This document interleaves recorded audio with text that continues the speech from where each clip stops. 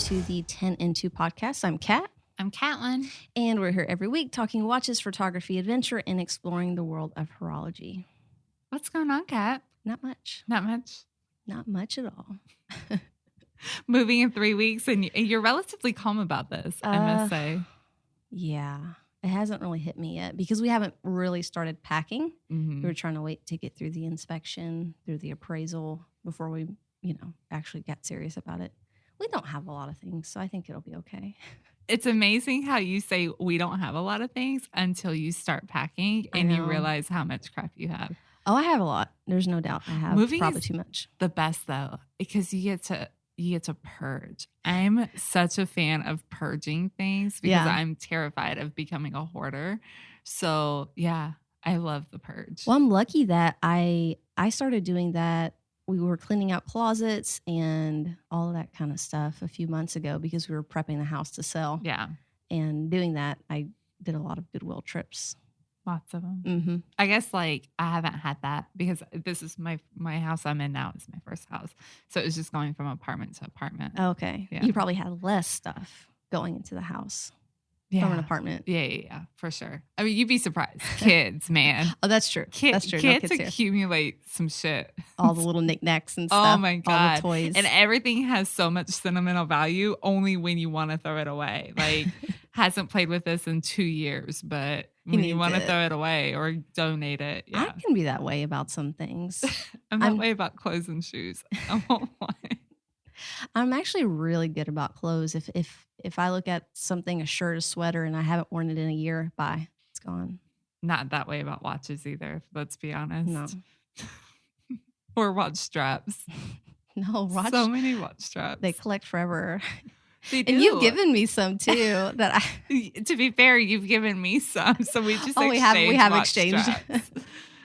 You need a watch strap buddy because we are lucky that we've been given quite a few. Which, hey, shout out Astor and Banks because Andrew sent us. Yeah. It's the funniest thing. We got these watches in for review, and me and Catlin sometimes get really excited when we get these packages in, and we don't examine the box all the way. We just pull the watches out and start oohing and ahhing over them. We don't assume there's anything other than watches in the box. And this came to us like pre-Christmas, and I was packing the watches back up, was opening the box just to make sure there was nothing else in it, and lo and behold, there was a nice little Christmas note, and there were some NATOs thrown in there from him. How embarrassing would it have been if you sent the watches back and the NATOs and the note were still in there? I would have felt so bad. It was the sweetest thing, and we didn't even see it till like a month and a half later, basically. Shame on us. The worst. But thank you, Andrew, because they're really, really cool NATOs. Very well, like great quality, too. I don't think I realized he sold NATO straps. And they are like really nice NATOs. Yeah, I'm actually really excited to, I need to wear something else other than the Datejust, I know. But yeah. I intentionally today did not wear the Grand Seiko because I was like, I've wrist with this watch probably for every week for the last 6 weeks. I thought about it, and then I was like, I just really want to wear it. Wear what makes you happy. So what are you wearing? I am wearing the Oris Aquas today. Yeah. So you've had it on the leather for a while. I took it off the bracelet. I don't know, maybe last fall, late summer even. I think it was still summertime. I took it off the bracelet, and it has not gone back on the bracelet. Yeah. One reason is and it's not that big of a deal, but it's not the easiest strap to just change out because it's the one that has like where you have to like the tension screws. You have to hold down one side and then unscrew the other side. So bad. And this one doesn't have regular screws. It has like these like I have no idea what I would describe this shape as. It's like the triangle. Yeah, like it's not even. I don't know. Anyways, I'm sure like every man is yelling into their radios right now. Sorry, y'all.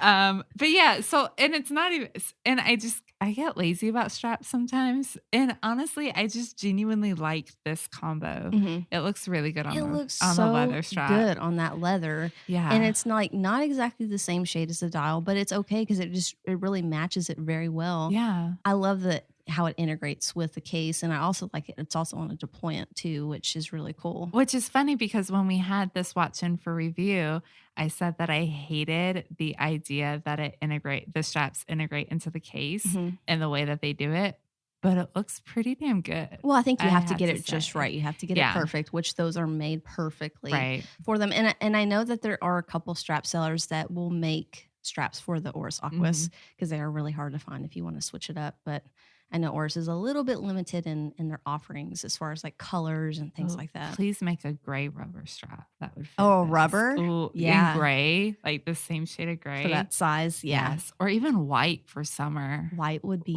really nice on that VJ, watch. If you are listening to this podcast, make this happen.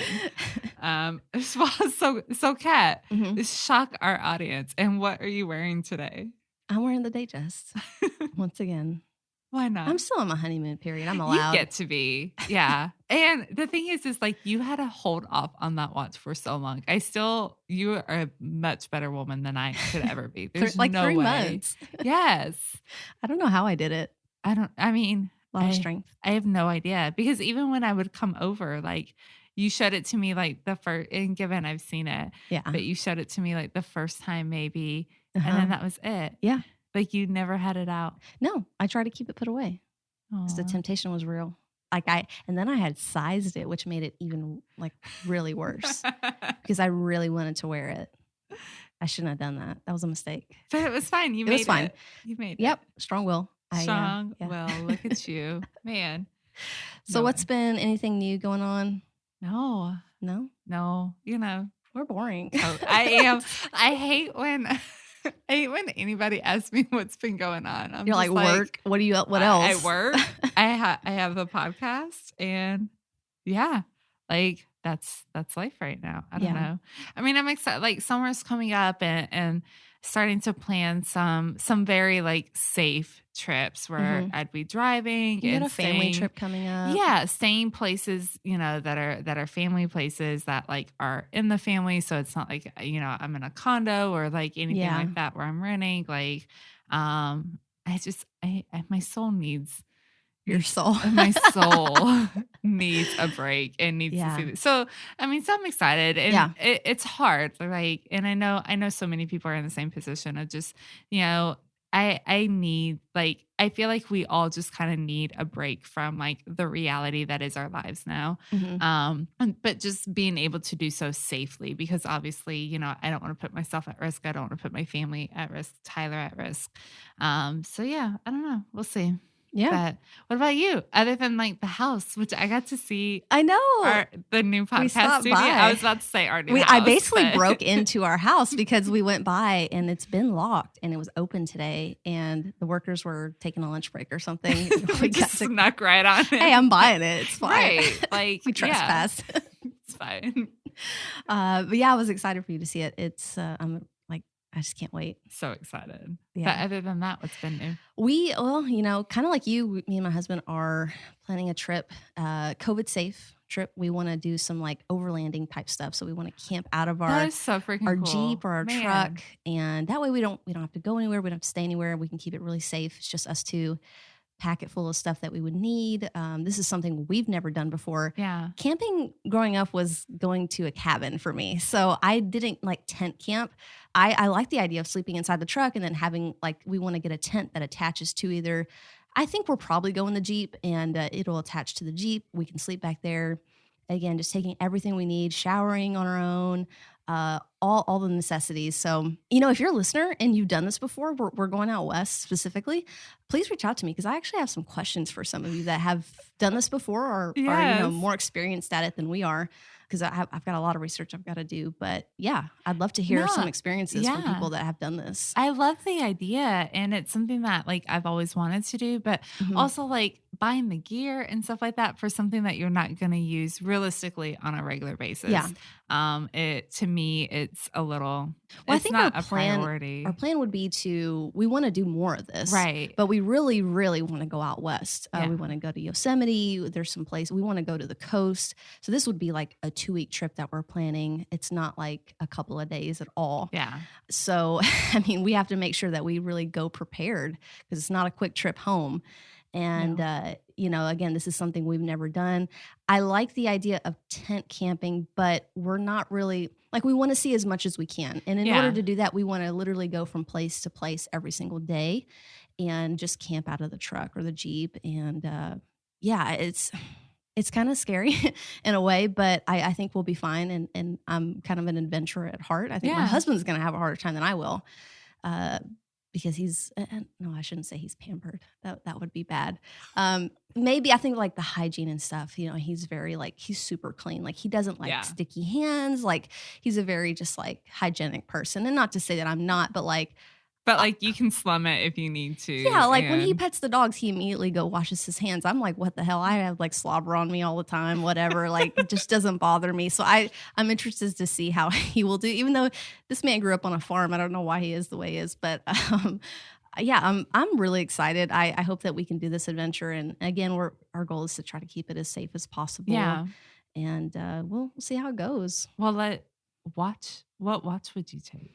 Have you considered this? Well, if my name happens to come up on the list for a Submariner, I'd love to take the Submariner with me. But that would be pretty quick. I mean, you'd just take like the Arnie or something like that. But Kat's gonna ball out when I'm gonna take I'm gonna take a cool watch with me. I'm not gonna. We're gonna be like on our own for the most part. So might as well have something pretty to look at on the wrist. Yeah, exactly. Why not? Go all out. Yeah, it's an adventurous watch. As much as I love my Arnie, it's the watch that I wear when I'm going to do like yard work or I'm going to go mountain biking. That's the watch I take. Yeah. But for other things, I want to make memories and have for adventures. And I want to take the pieces that I spend a lot of money on. So I love that you're trying to make memories with your watches. I am now. You've come so far. Before it was like you have no memories and no emotional attachment to any of your watches. No. And now look at you. Like I had some emotional attachment. All right. You were so cold-hearted. But like you just didn't have like the experience of like the excitement of buying and things like that and really being able to create memories. Well, I think that you can have an emotional attachment to a watch and still move it on. Move the piece on. For sure. Because I loved my Explorer 2. I enjoyed the 2.5, 3 years that I got out of it. But I was okay when I sold it. It didn't break my heart. And watches are relationships. Yeah. Basically. I had to let it go. You can love and let go. It's going to be our motto. Love it and let it go. I loved your post the other day. You said something about letting it go and like you'd never even seen Frozen or something. Yes. Which we're going to have to watch Frozen. No, I'm getting a podcast room with the couch. Like we're going to watch Frozen. I'm probably the only parent on earth who has not seen Frozen. I'm not even a parent and I've seen it. I've had a rough week. So you should like in some feels. I've been in some feelings all week. Sorry to anybody who follows me on Instagram. I'm like a little feely this week. Philosophical. Also sorry to anybody who like I know in my real life. Who has to deal with me, but yeah. So, and I think I deal with you. Yeah. Whatever. I've had some moments this week. You could ask a few people. my bad. Heart you, my bad. But yeah, it's been a week. So, but speaking of a week. It's been like an interesting week in watches. It has been. So it's been exciting. Yeah, we've had some fun stuff come up. We got some hands-on experience with like some really cool stuff, which I'm super excited about. Yeah. And this would be the Rado Bronze Captain Cook that just came out. It came out last year sometime, like late last year. And it was it was interesting because it had the bronze case, which I mean, you guys have heard us talk about like I feel like we're both love and hate relationship with bronze. Like there's parts of bronze that we really like, and then there's parts of bronze we really don't like. That's true. So I don't know like where we really stand on it. I don't know either. It's a hate-love relationship with bronze. It's very difficult and it's for different reasons. For me, I don't like the brand new shininess of bronze, and you actually do like that. I like it. I don't like the patina. I like the patina, but only to a certain level. Like, we're picky. Can you just stop? Yeah, we're whatever. It happens. But can you just stop patinaing bronze at some point? Like, not really, because you're still wearing it every day. You can if you take care. Like, you have to do it yourself. You have to stop the process from getting worse. If you're still wearing it, you like the natural, like oils in your skin and like just things that you expose yourself to, plus the watch, I feel like would cause it to patina. Oh, definitely. Again, you're just going to have to like, are you willing to do the work like all the time to keep it? That's the problem. I'm not willing to. What is it? Lemon zest or lemon juice and whatever else, and baking soda, I think, to de-bronze or to de-patina bronze watch. I don't know. I think I remember hearing that. Yeah, I don't know. So I really don't know how I feel about bronze as a long-term watch. And something else I wonder is like all these different brands might use different, it's all bronze, but like what's the strength of the bronze? Yeah. What's the percentage? And if it's going to, do they all patina the same? And I'm sure they don't. Some may take a long time. I mean, I've had this one in for an entire week and it looks exactly like it came in. Which this one new looks good though, because I don't like the shiny and maybe, and I don't know why brands do this, but maybe it's because we always see a lot of high polish finish on bronze cases. And this seems to have more of a brush tone to it. So the cases, I don't know. I have no idea why. It could be. I mean, you're absolutely right. I've seen like different shade. Like this has a more rose gold kind of a shade, but I've seen some that are very, very like kind of copper in color too. Right.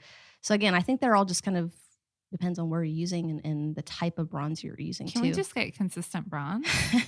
Like this is fine. And then also we had the Oris Carl Brashear, the one that was just released a couple weeks ago. Again, that looked really good. That was a good bronze watch. Yeah, I liked it new. Yeah. And I think this is, in all honesty, I think this is the only Oris bronze watch that I've liked new, because I think Oris is one of those brands that does do like the high polish on the bronze, and that's not something that I typically like. Yeah. But the Carl I know it's a mouthful. The Carl Brashear watch was that really nice kind of brush finish, and it was beautiful. That kind of navy blue dial and the Diver 65. Yeah, it's a great combo. Yeah, it really, really was. I love the small seconds on there too. It was a really cool look. I wonder how many limited editions they'll do this year. Of Oris? Yeah. I don't know. They killed it last year. They did kill it, but that's the thing. And every single one was like good. I'm not hating on them by any means. I enjoyed them, but like I just wonder we should take bets.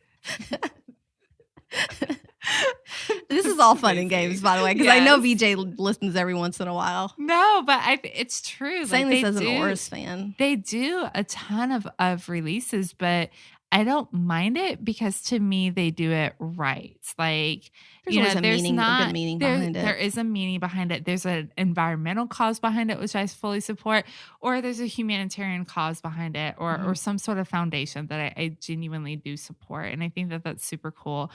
And the watches were pretty badass last year. They all were good.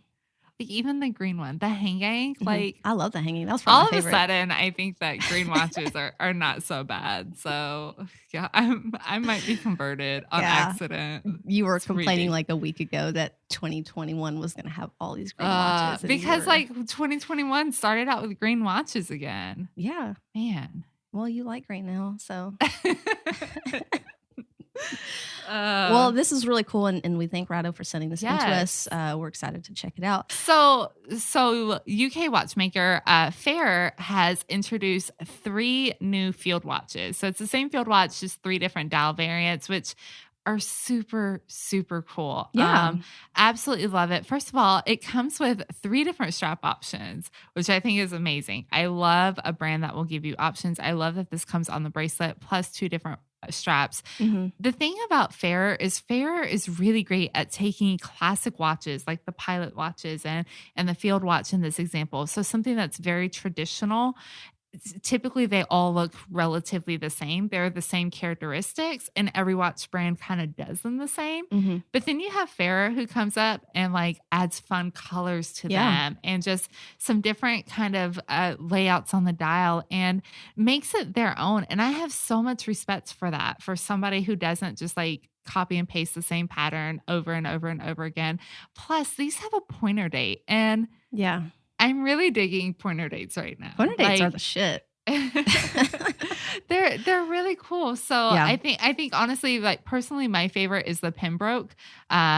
Oh yeah, that one's really nice. Which has like this beautiful blue white sector dial It's feel really to it. clean. Yeah, super clean. But they also have an all navy dial, and then there is a green dial. Fear not, all you green lovers. That green colorway, it reminds me of like, I don't know, like it's got this bright yellow and orange and green. It's almost like an old national park ad from like the 80s or something. It's just really cool, adventure type colorway that I'm really into. I like that one a lot. And that's the Exmoor, I think is what they call that one. Yeah, I totally agree. I think that actually has a really, really great. But yeah, these are awesome. I'm loving what Fair is doing right now. And I think, we've had some hands-on experience with multiple fairs and last year. Mm-hmm. And I'll say at the beginning of last year, the ones that we had hands-on with, they were very nice watches. I'm not saying they weren't. They were, or the year before last. I don't know. All this time. I think it was last year. Was it? No, it was the year before last. Maybe it was last year. We had plenty last year. We had several. Maybe it was last year. So, but even the difference in the ones from early last year to the ones that we had in later in the year, like it's a substantial difference in quality. Yeah. And I think Fair is really finding their stride. First of all, amongst watch enthusiasts, like I said, they're taking these like really kind of basic designs and making them their own with fun colors and fun combos. Plus their advertising lately. Yeah. Like I am obsessed with all of this like more lifestyle advertising and just kind of like really showing how these are field watches and what these watches can be worn with. Yeah. And I love that. To me, it's so much more. It represents the watch so much better than just like a standard picture. Here's a flat lay, which I love a good flat lay, but like for an advertising, seeing it on a wrist, see how it fits is phenomenal. But yeah, they're narrowing down the quality. They're narrowing down their use of loom has to be one of the best for a micro brand. In all honesty, the Bradford was like crazy good. Yeah, they do the amount of loom. They put a lot of loom on their watches. Yeah, they do loom in some really unique places where a lot of brands wouldn't, just to kind of make it different. So I love what Fair is doing. Yeah, these look fantastic. Again, Fair. We're not affiliated with the brand anymore. We're just like bragging because we like them and we like what they're doing. They're killing it at the price point too. These come under $1,000, and like you get a watch on bracelet. There's strap options. They're killer design. They're totally unique. They're not copying off of anybody else. I love that these have like a Jubilee style bracelet on a field watch too. Yeah. Like I freaking dig that. I'm really excited. Hopefully we can go hands on with this. This is a killer field watch for under $1,000 price point for sure. Yeah. I totally agree. So another watch that came out this week was the Christopher Ward World Glow. That is a mouthful to say right there. I feel like I will mess it up. Christopher Ward World Glow. I'm going to mess this up. This is a really, really cool watch, and one that we were just actually looking up pictures of the loom because it's incredible. I love when like the loom takes over a shape or a form or an animation on a watch, kind of like they did this with the Moon Glow. The Moon Glow. Yeah. That's what that one was called. Completely a beautiful watch. And I kind of like forgot about it, to be honest with you. And then someone... Maybe She Watches the World on Instagram. She posted it recently in stories. And I was like, oh yeah, I forgot about that one. I forgot that I'm obsessed with that watch. Yeah. Thank you for reminding me that I need that watch in my life. Yeah, but this is really cool. I love how everybody's take on a GMT or a world timer, and this is really cool. Comes in at 43.5, so it's a bigger size watch. Yeah. But there's a lot going on the dial, and I don't think they could really make that much smaller, to be honest with you. No, I agree. I think a lot of people want to complain about this sort of size, but when you get to a world time where you have all of these cities and you have 24 dial. Cities in small print around a dial. Yeah. If you have it much smaller, I mean, it's already... You're not going to be able to see it. Yeah, exactly. Like I have perfect vision. I have 20/20 vision, and like I can read... And I can read it fine, but even once it gets a little smaller, like there's no way. You have to be a little bit practical. And I feel like when you buy something like a world timer, you should like that should just be an expectation that you know it's going to be bigger, but because it's supposed to be legible. Yeah. But yeah, this is stunning. And again, Christopher Ward is just one of these brands that I feel like it is doing very great things at their price point. Now, this is a little higher than what most of their price points are. This one retails just under $2,000. It's a world timer, but though. it is a world timer. Yeah. I was going to give them that benefit of the doubt. I know what it is. Kat like looked at me so stern, and she's like, "It's no, a I was world talking timer." to the listeners. Oh, okay. Well, she looked at y'all real stern, just so you know. But yeah, I mean, I and even then, for under $2,000, how many brands do a world timer? Not many. Like Farrah does a world timer, which we were hands on with. But yeah, like that's probably really about it. It's like 11.5 millimeters thick. It's super thin. Yeah, that's really cool for sure, definitely. How do you feel about the colorway on this? Do you like it? Just like the black and red, because I'm not a huge There's touches of red here, but I don't know how I feel about it just yet. I don't know how I feel about it either. I kind of like this whole, it reminds me of I'm going to sound so stupid when I say this. No, say it. You're like, no, Kat, say it. Catelyn, say it. Make yourself sound like an idiot. It's fine. No, but the way that the dial is, so you have this little red, like a radar. Like a radar, exactly. It reminds me of watching movies with submarines in them and the radars that are all on there. It's very military inspired looking, but it's still dressy, like a spy somehow. And it works. It's sold on a leather strap, I believe. I don't think there's a bracelet option. No, there's a Milanese mesh. There we go. Yeah. Kat clearly explored the website that I'm doing right now. So you can do a leather strap, you can do a Milanese mesh. With the mesh, it's just over $2,000. Yeah. I like how the London is in red too, to kind of highlight that, because were you about to get to that? No. What? I was just raising my hand because they charge you to resize the bracelet on the website. It's a mesh though. Milanese mesh.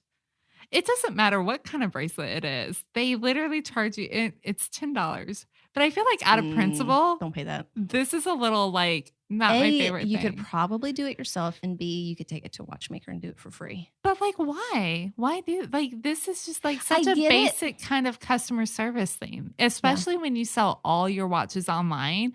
You don't have a storefront. So they charge for that. Yes, to charge for bracelet resizing. Sorry, I just noticed this. I don't love it out of principle. The watch is still great. Man. Sorry. I totally got distracted by that because I've never seen that before. Yeah. Wow. It's interesting. Yeah. I don't I feel like it's I don't even know what to say, honestly. I'm just and it's on all of I'm looking through their website. It's on all of their watches with bracelets. Yeah. So I wonder why that is, because I feel again, that should just kind of be I expect if I take my watch to a jeweler to have them size it, I expect them to charge me for it, whatever. But for something like this, where the only place I can buy it, first of all, is from you, I don't feel like you would want people doing it on their own, because why would you want people to risk damaging their own watches when they've just had them? Yeah. Interesting. The only thing I can think of would be a reason they would want to do that is because a lot of these brands that only sell online, that are, micro brands, what happens is they send the watches to the customer. Maybe the customer tries to size it themselves, or maybe they take it to a watchmaker. Not every watchmaker sizes things correctly. They put scratches, for instance, and they do that. And then what happens is the customer sizes it, puts it on, and is like, I don't really like this. I don't want it. I want to return it. And a lot of these brands have a restock fee because now the watch has been scratched. It's been worn. They can't obviously sell it as new. So maybe they're trying to get around that and sending the watch out sized, but I still don't get why they're charging for it. That's my question, is why are you charging for it? That should just kind of be a basic thing. I mean, I can go buy a Timex and put in my wrist size and they'll send it to me sized and not charge me for that. It's true. So, well, this got a little awkward. My bad. But the watch is still great. Yeah. Well, moving on to another sort of. Let's change the subject now. Get out of the awkwardness. Fears Watches is a brand we both respect and have a lot of admiration for, and we're very proud that they're sponsoring today's episode of 10 and 2. As one of Britain's oldest watchmaking brands, Fears Watch Company looks to celebrate their 175th anniversary after having been founded in 1846. Maintaining their position as a family-run, independent business when reopening in 2016, Fears Watches continues to seamlessly integrate past designs with modern touches that make each timepiece unique to the brand. So why do we like Fears? In an industry where mass production is status quo, Fears breaks the cycle by focusing on the details that we watch enthusiasts gravitate towards. Firstly, Fears meticulously designs timepieces that are directly inspired by the watchmaker's vast history. They take it a step further, foregoing the easy route. The brand includes many hand-finished components such as their hand-brushed salmon dial, as well as their unique hands and numerals that can only be found within Fears watches. That detail we appreciate from the brand goes far beyond the production of the watches, with customized engraving available on all timepieces and the ability to have custom straps made. The team at Fears Watches provides a full-service experience as unique as their watches. Head over to www.fearswatches.com to explore the collection today. Speaking of world timers and such, we're going to talk a little bit about the new IWC Pilot Watch, the Time Zoner Edition.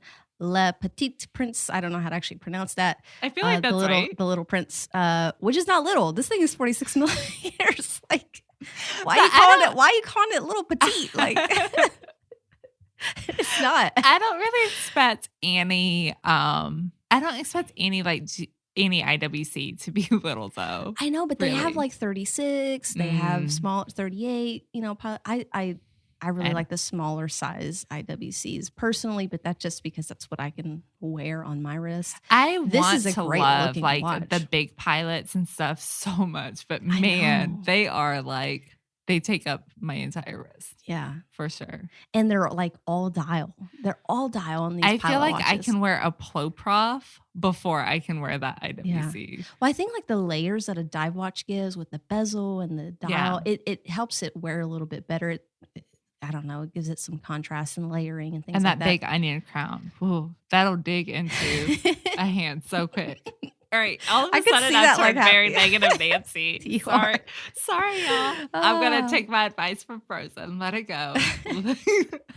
I mean, we've seen this watch before from IWC. This is a great looking watch. They do blue fantastic. I really like the shade of blue that IWC uses on a lot of their pilot watches. We won't really go into too much detail on this one. Well, I think that the thing that I really love about this with the GMT is instead of using a separate hand, it has a GMT like hour disc, and it's clearly different from the date disc, and I love that. So the first watch I ever saw this on was the Fears that I wound up purchasing, where it's the Fears Redcliffe Continental that has the GMT function, and it's a disc, and it's almost more clean on the dial to not have the second hour hand.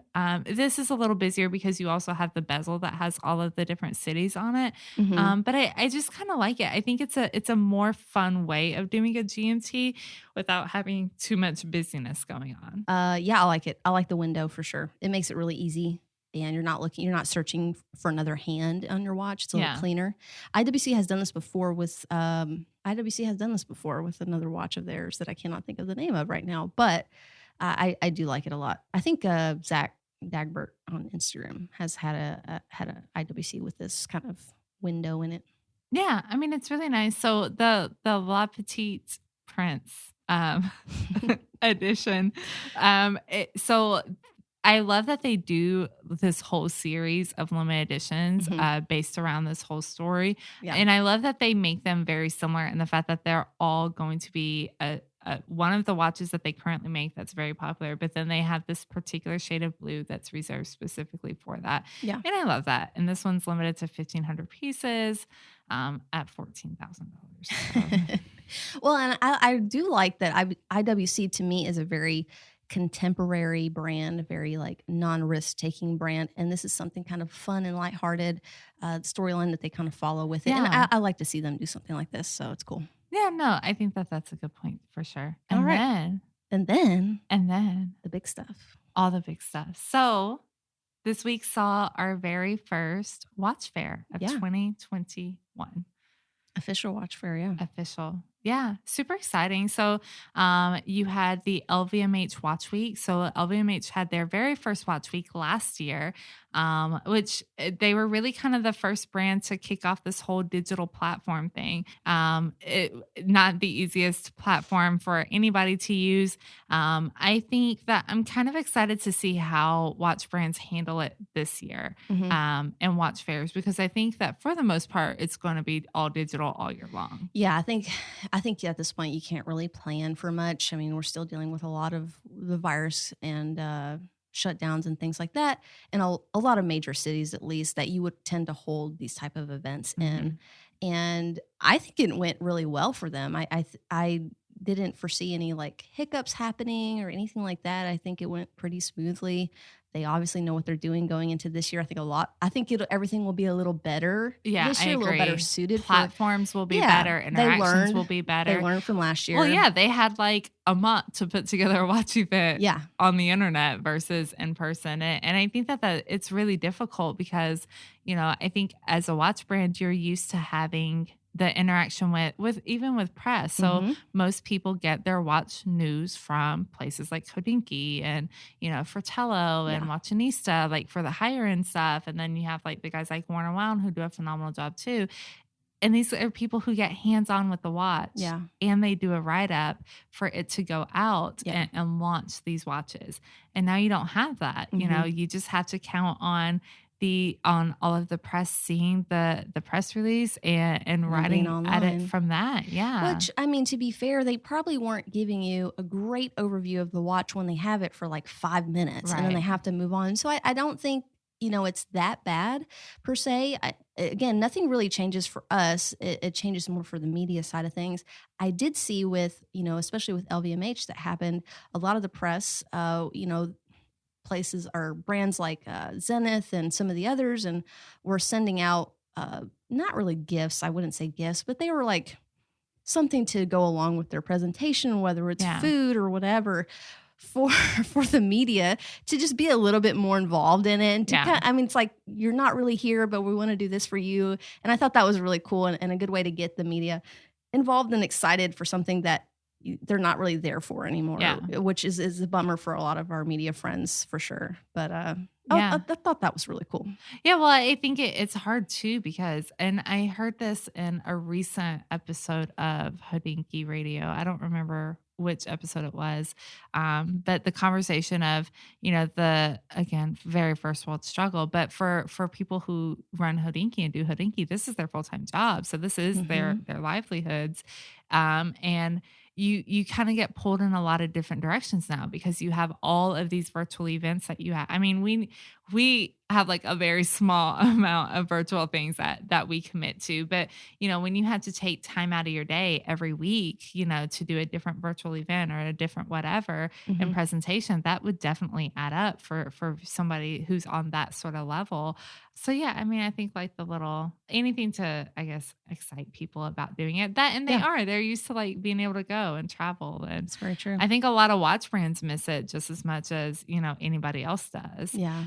So it'll be interesting. We just had LVMH. You have Watches and Wonder that's coming up. So you have Watches and Wonder Geneva, which will also be all virtual and features 38 brands. So that's gonna be a big one. It's I'm gonna have like multiple one. Episodes. I'm really excited about it though.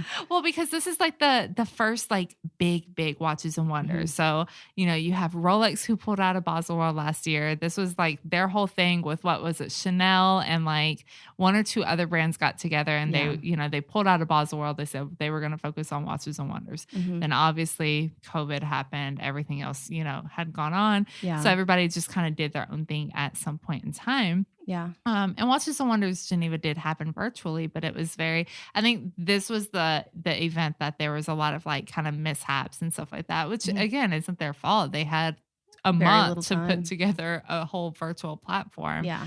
So it'll be interesting to see how it changes. They said it's going to be more interactive. They're going to have like a lot of morning chats and things like that. So I'm very curious to see what happens. Yeah. Also curious to see what comes out because like Rolex just launched a whole collection of Yeah. watches, like a big collection. It wasn't like they just did, you know, the Submariner was a big change, Yeah. obviously. I mean, it wasn't a big change, but for everybody, apparently it was a big change. Hater. I'm not a hater. I'm just saying, like, it was just kind of the same thing, but just a little different. Yeah. It's like same, but different. It's like that And Spider-Man Omega meme of didn't the do two the same with the Spider-Man. Speedmaster. The speed. Damn it. Anyway, so let's change the subject real fast. No, you made a good point. Because, like, I know we were chatting a little bit before we recorded, but my concern was like this is really close to LVMH, and a lot of these LVMH brands are going to be releasing stuff during Watches and Wonders. Yeah. So I feel like it's like I wish it was more in the summer, I guess. And honestly, a concern for me, and this happened at Baselworld too, where whatever Rolex does, like it just takes over, and like all these other brands, like. Not that they don't become non-important because they obviously are, but I just feel like Rolex just steals the show no matter what they do. Mm-hmm. So I'm glad that the brands that had LVMH happen, like they got their like probably the most popular stuff went out this week. Yeah. I know Zenith and some of the others are going to have some more releases. So like, what are we going to see? Probably not something that's like, I don't know, super out there. I feel like they did the really special stuff and then like they saved like the more mediocre for that because I mean, to me, that's what I would do. No, because like you know all everyone's going to talk about attention. Rolex. Yeah. Like, as much as we hate it, like that's just what's going to happen. As much as we hate it, as Kat will talk about it the whole time. I won't. I promise. Okay. All right. Well, but I mean, Rolex literally just launched. When? In September, October? September. Yeah. So is realistically, but it's what 50th anniversary of the Explorer, right? So the hope is, I guess everybody's hope is that we get an update to the Explorer. I'm sure they will. I think that has to happen. I bet they don't. You bet they don't. Rolex just says a big F you to everybody. I think they have to. And yes, they just did release something in September, but that was meant to be released during Basel, which didn't happen. So they already kind of had that in their back pocket. I feel like we will see some cool stuff. Not a lot. Like you said, they did just do a whole line of Oyster Perpetuals. Yeah, the OPs. They did some new Datejust, the Sub. What else got an update? Some of the like Sky Dwellers, I think. Yeah, I think the Sky Dwellers had a small update, yeah. So that was a lot. That was a lot for them. That's a lot for Rolex, honestly. Maybe like the Explorer 2 and then like maybe like a couple other things. But yeah, besides that, there's a ton of brands that are going to be coming out with like some really cool shit. So we won't let Rolex overshadow everything here. Well, not here at 10 and 2. I think it's really interesting because you bring up the point about Rolex, tending to overshadow everybody, and they do. Like no matter what, we talked about this when we talked about the Zenith Chronomaster. Like everybody compares everything to Rolex at all times. Like Rolex is the end all be all of watches, and it's not. We all know this, but like deep down, like it's just the easy brand to compare to. It's the number one brand out there, whether you support that or not. But now that brands are going all virtual, why even bother doing these big shows? Why not just release stuff slowly throughout the year and have your attention just on you? I would prefer to do that. Like that's what I would want to do.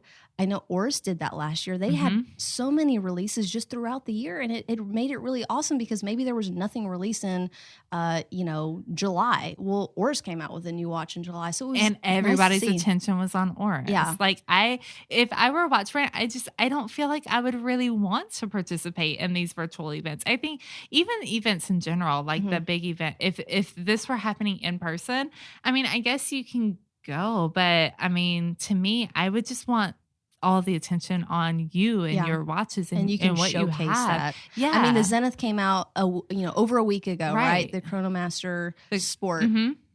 That's what everybody talked about for like an entire week was that watch. Well, and Rolex because apparently everybody thinks it's a Rolex. But what I'm saying is like if that had come out during Watches and Wonders, like it's not going to be the only watch talked about. Like other things are, other watches are going to be. It's especially when you have something. How many brands did you say? 38 brands. 38. Like that's a lot. And Rolex being one of them. Like, bye. Sorry to all you 37. Yeah. But well, and I think I think Nomos is a part of that. I think actually Oris is a part of that too.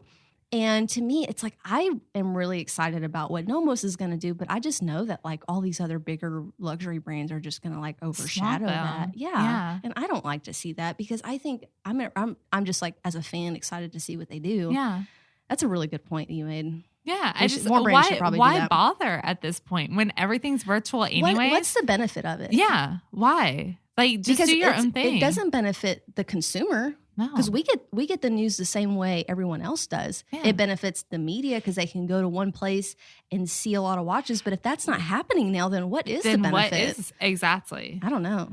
Because here's another point. What you got? We'll take the Zenith Chronomaster. All the media except for us got the watch beforehand, right? By the time it was released, well, with the watch shows, they can't get everything. So a lot of media outlets are not even going to have hands-on experience with the watches coming out. Yeah. So really, what is the point there? Yeah. I don't know. Oh, well. I mean, we'll see.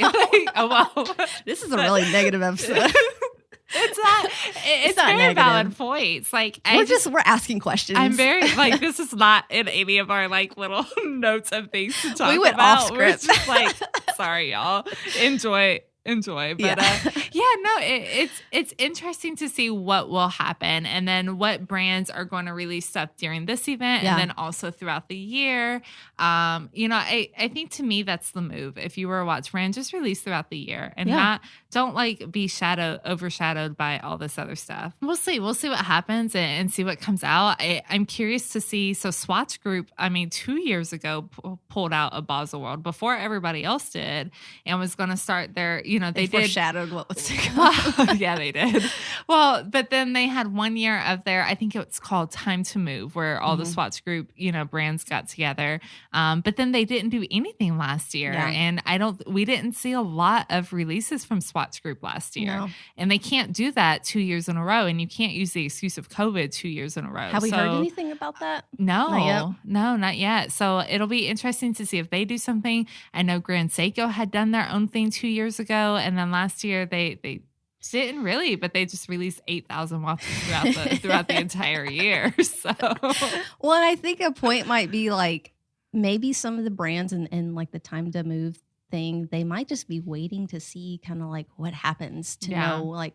Because Watches and Wonders typically happens around the same time, but these others are not like set in stone. So maybe they're just kind of waiting to see what the climate does to know if they want to set an event or if they want to do it digital. At this point, if I was a brand, I'd just say do digital, play it safe. Then you can plan ahead. You don't have to stress about it. That's just the safe option for me. I agree. I don't know. If they pop up with a digital event, it better be amazing because they would have had like a whole year to figure this out without doing something first. They should. So it'll be interesting. I'm super curious to check it out and see what's up. Also, like there's going to be an in-person watch event. Yeah, so Watches and Wonders Shanghai is going to be in person, but it's invitation only, which is how they did it last year. If I remember correctly too, they did it invitation only. I bet they'll have like stipulations like you must have a COVID test before you come or you must have the vaccine. I don't know. It just seems so, maybe because we're so used to, like on our part of the world, in case, anybody lives under a rock, the U.S. is not doing so hot. Like, we're struggling when it comes to COVID.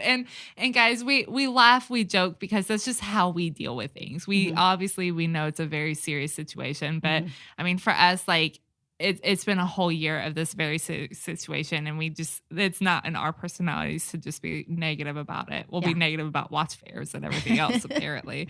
But yeah, so like the U.S. is not doing so well. So it's weird to think that other cities are doing fine enough that they would invite and have fairs of people. I read this initially and I was like, oh, like it kind of strikes you the wrong way just because of what's going on. But they are. Maybe they're way better. But there really are like cities that are doing okay. Yeah. My concern would be flying in people from all different parts of the world. And that's something that like, if you're trying to be responsible, flying in people is not really the greatest idea because people are getting in the plane and they're traveling. And of course things tend to spread that way a little easier.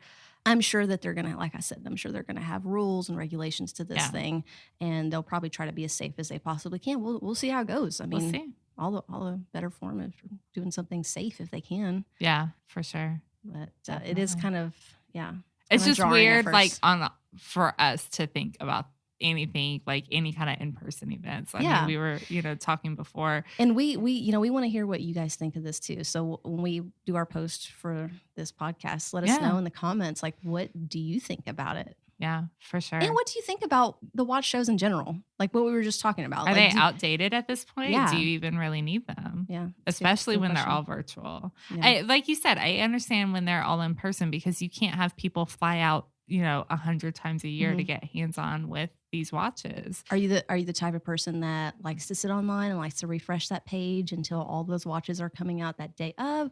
Or are you someone that likes them to trickle throughout the year? Yeah. I like that throughout the year. I do too. I feel like stuff just gets I lost. Want all the surprises. Yeah, you forget about it. And then I enjoy like waking up because I get up way too early. But I enjoy like, I usually while I'm rushing to get ready and get out the door, I'll pop on Instagram and I enjoy just kind of seeing like if something new pops up. And then I inevitably had to do research and read, and then like I'm late to the gym. It's a whole situation, guys. It's really terrible. Well, like we said earlier, but I think that way the watch gets the spotlight. It takes the spotlight for a little bit, even if it's just for a few days, and it's not muffled in just a sea of watch releases. Yeah. But hey, let's talk about like happy things. Yeah. I don't know. So we did have LVMH week. Okay. So with LVMH week, we saw some really awesome releases from Zenith, from Bulgari, from Hublot. Yeah, that was it because Tag Heuer is also part of LVMH, but they did not release anything this week.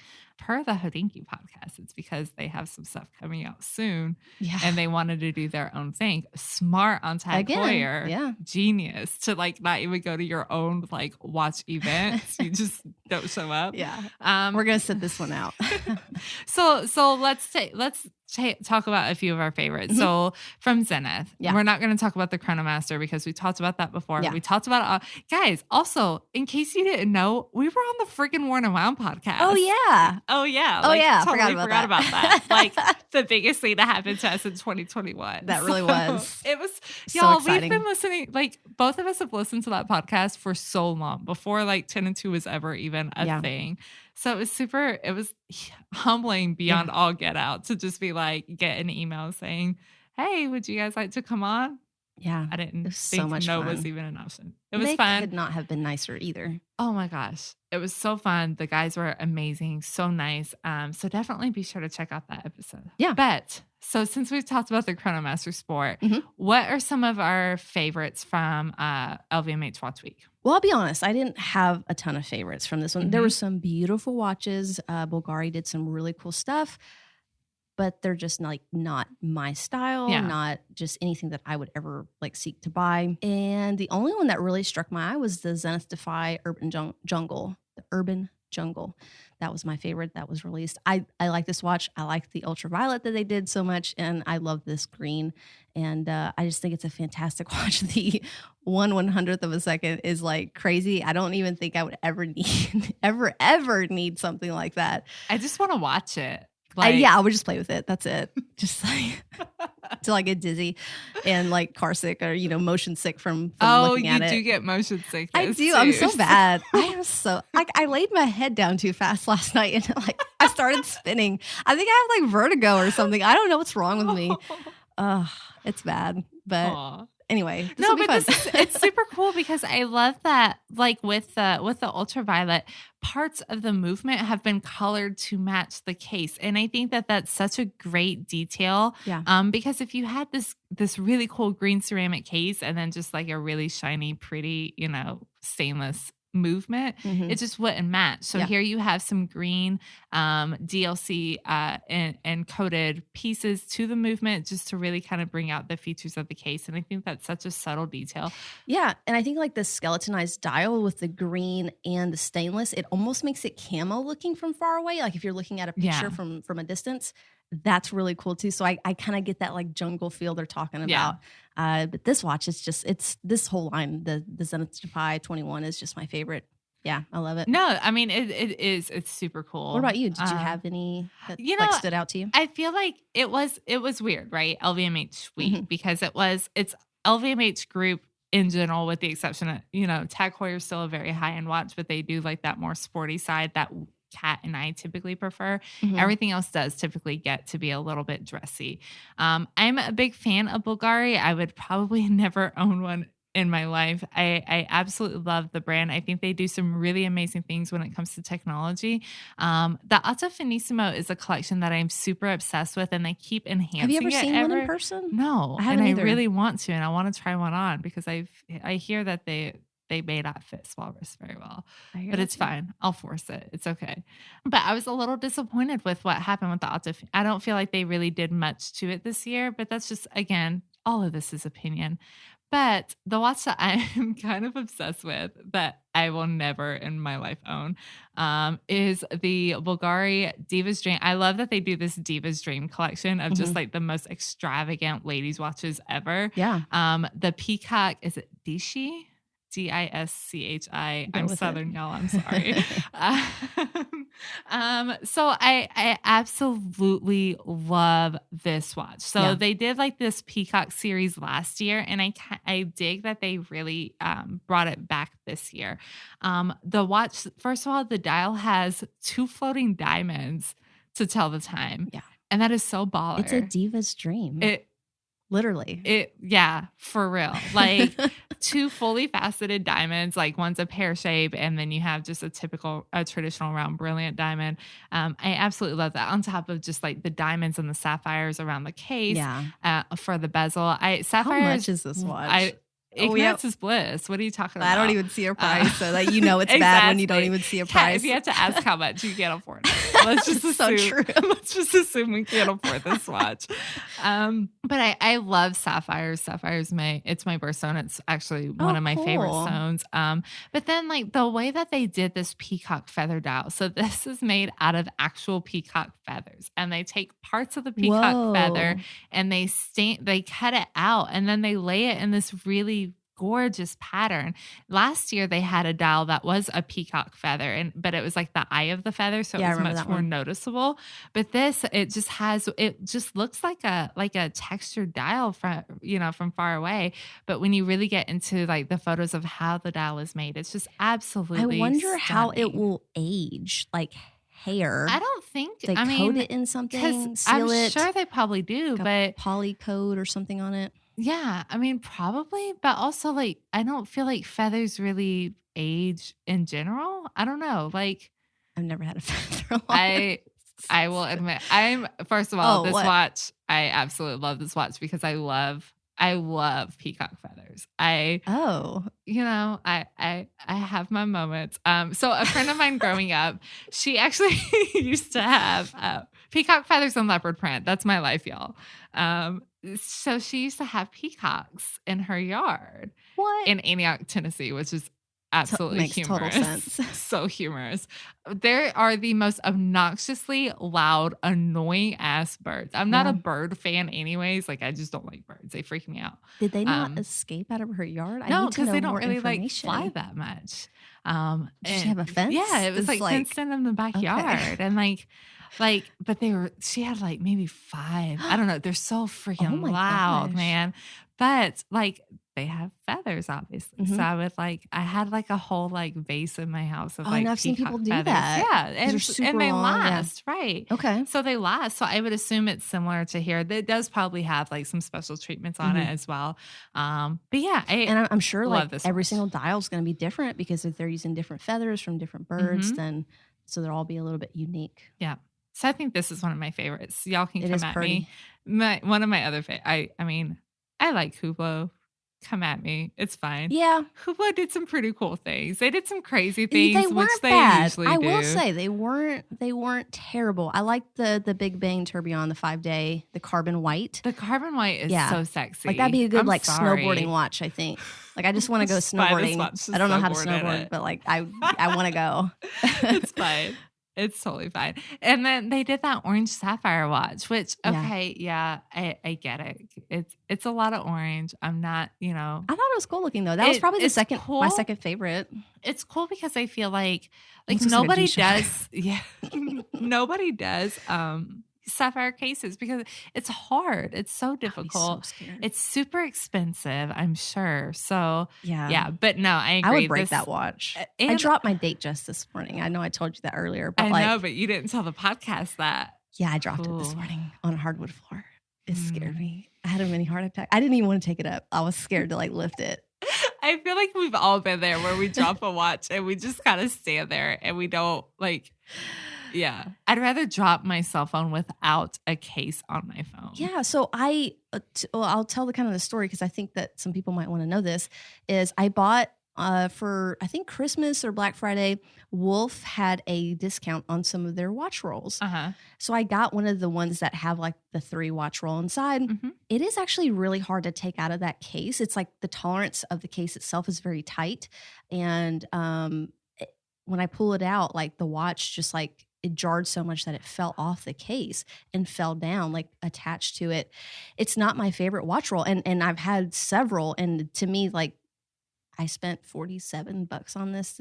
It's a nice roll. It's nice leather, but I don't think I'd ever buy another one because every time I have to put on and take off a watch from it, it's just kind of a pain to do. Yeah. So I think I prefer just the actual a flat roll. A flat roll. And I do have a couple of Everest roll. Manta was so nice to give us a Manta watch roll for Christmas, which we Shout out to and it's guys. basically it's an Everest roll that has Manta on the cover of it. But they're great because I like those pillows. They actually have a protected slide case. in and out, Yeah, which I really do like. I've played with the Houdinki ones that have the buttons, and again, just a little harder to kind of maneuver when you're trying to get a watch out real quick to put it on. You just want something that is really safe. And anyway, moving on, that was a sidebar. But I thought people might want to know because that was something I discovered today after I dropped my watch. But again, this is why I don't need this Hublot that's made out of sapphire because I would probably break it. It is really cool.